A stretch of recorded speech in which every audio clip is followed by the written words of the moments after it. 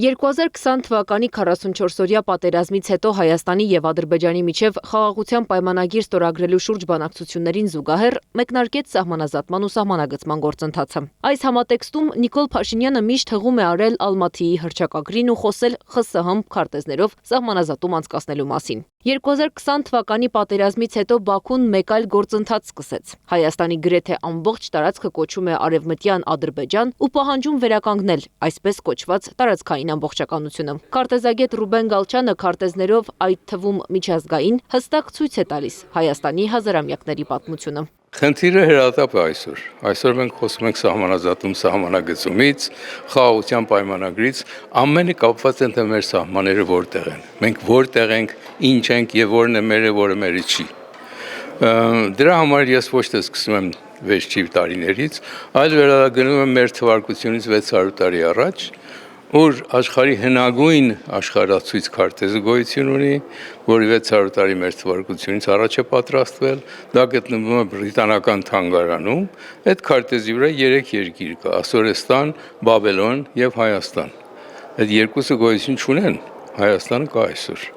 Գալչյանը խոսում է թարմ 2024 թվականին Տավուշում տեղի ունեցած սահմանազատման ու սահմանագծման օրինակով։ Քարտեզով ցույց է տալիս, նշելով, որ Տավուշում սպիտակ գիծը սահմանն է, իսկ կարմիրը Հայաստանի մայրուղին, որը հատում է ադրբեջանական սահմանը 4 անգամ։ Այդ անարդարությունը աշխատում են միջերու կարգի բերել, բայց դժվար խնդիր է, հեշտ խնդիր չէ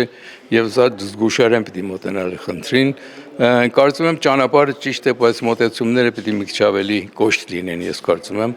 Իմ կարծիքով մենք պիտի մեր պահանջները Ադրբեջանին ավելի հստակ ձևով ներկայացնենք։ Հայաստանի սահմանների 2600 տարվա պատմության վերաբերյալ դասախոսություն քննարկումը Հայ բարեգործական ընդհանուր միության ՀԵՄ-ի կանանց հանձնախումբն է կազմակերպել։ Նույնաբովանդակ հանդիպումներ հաճախ են լինում։ Նպատակը քաղաքացիների շրջանում հայրենիքին վերաբերող հարցերի մասին հետաքրքրությունը շարժելն է։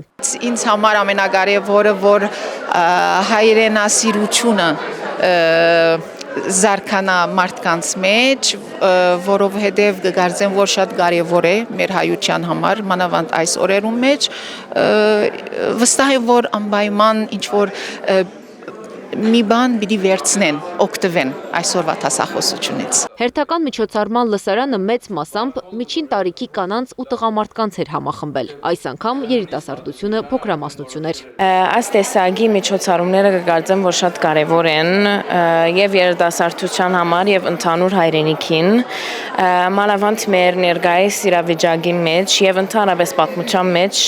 շատ կարևոր եղած է գիտնալ մեր սահմանները, մեր սահմաններում պատմությունը։ Այսպիսի միջոցառումները ոչ միայն պատմական ճշմարտությունն են ընդգծում, այլև հիմք հանդիսանում պետությունների միջև բանակցությունների ընթացքում ճիշտ փաստեր առաջ քաշելու, բարենպաստ դիրք զբաղեցնելու համար։ Անցյալի քարտեզները, փաստերն ու փորձագիտական վերլուծությունները մերօրյա հարցերի շուրջ ավելի խորքային ընկալում են ձևավորում, թե մեծահասակները, թե երիտասարդները նման հանդիպումներից դուրս են գալիս նոր մտորումներով, հասկանալով, որ պատմությունը ոչ միայն հիշելու, այլև դասեր առնելու համար են։